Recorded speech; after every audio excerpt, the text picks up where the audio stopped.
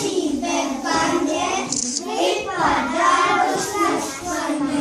Hodně vody mladý rád, nechce se chovat.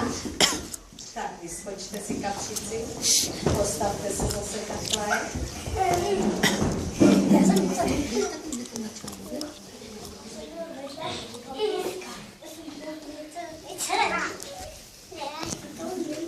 Pamatujete si ještě tu písničku o rovničkách? Jo.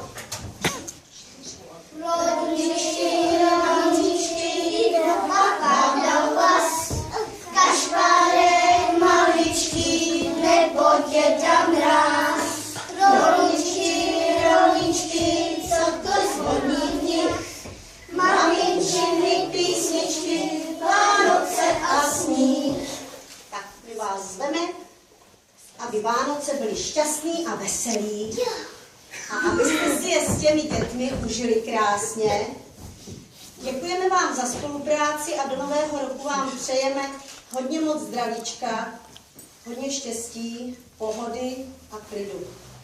Pojďte si vedle.